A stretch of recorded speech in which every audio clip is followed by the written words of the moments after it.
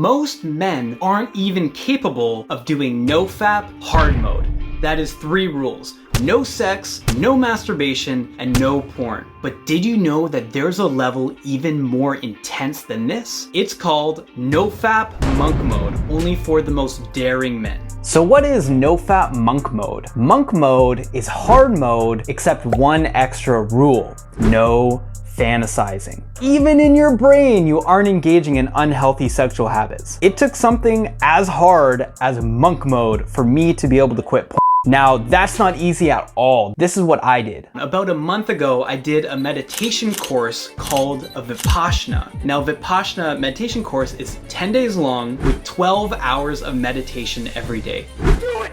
You know, there are centers for Vipassana located in the US, Canada, and all around the world. Now, there's some rules as part of it. You don't have access to a phone. You don't have access to a computer. You don't have access to books, but I'll just say the important one, which is no sexual activity of any kind. It's about cultivating the sense of being like a monk for 10 days.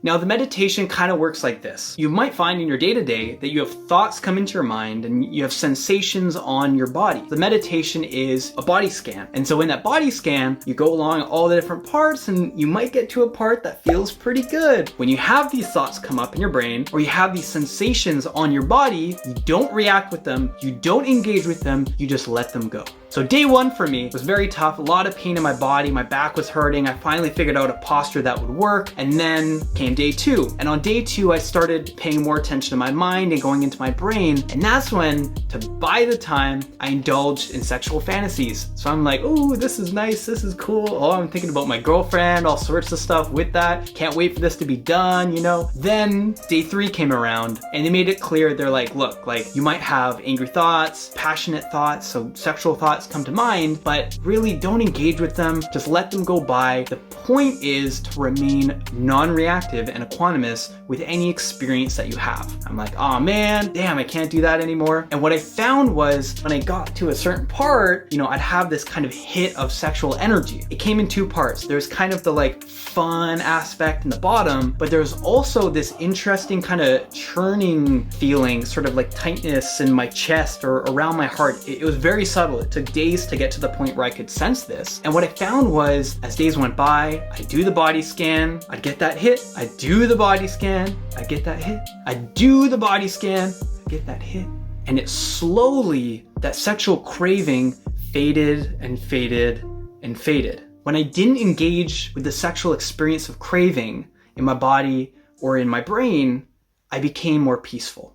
So what's beautiful about that is as the meditation got deeper and it got deeper, I found myself by day 6.5 grounded, present, peaceful, and I really felt like I'd gained control over myself. So what would happen is, you know, I'd still get the hits of it, but I'd be able to detach myself from it. I could notice it. I could notice the thinking. And then by not engaging with it, it increased the time in between when I'd get the stimulus and when I would normally have the mental habit of responding to it. So at home, that's like get the sexual desire, I think about masturbating or porn, and then I go grab my phone, I go find some secluded area and I go have my fun. But in this environment, I kept getting the stimulus, and it's almost as if I short-circuited that brain circuit. So instead of the normal actions I'd take to engage with the sexual desire and make it more intense and reinforce that mental habit, I reinforced the mental habit of non-reactivity, of equanimity. And the more I reinforced that, it became easier to not take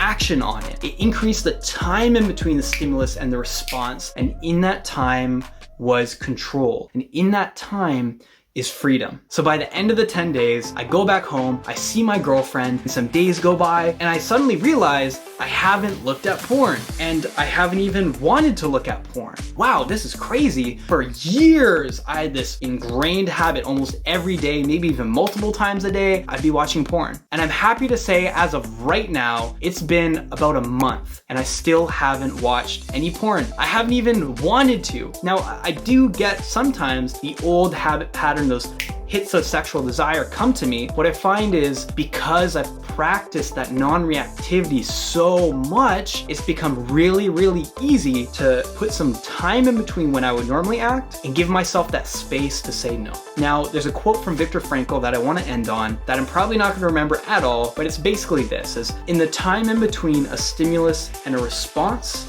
is our freedom. Bruh. If you took anything away from this, it is that even long-time habits that might mean a lot to you, that might weigh heavily on you, whether it's porn or anything else, these habits can be broken. And what I've personally found with quitting porn, as well as quitting caffeine, I have a video about that too, meditation has been the most powerful thing for giving me back control over my life and my habits. So I highly recommend a Vipassana course. If not, just any kind of meditation, getting into that will change your life. And if even one person does that from this video, I'm super happy. That's awesome. Now, if you have any questions at all about Vipassana meditation or about quitting porn itself or how you could do this at home, I'm super happy to answer any questions in the comments below. Please leave a comment below, like and subscribe and all that stuff if you got any benefit from this, and I will see you guys in the next one. Thank you. And we just finished the 10-day Vipassana meditation. What the hell? It's crazy.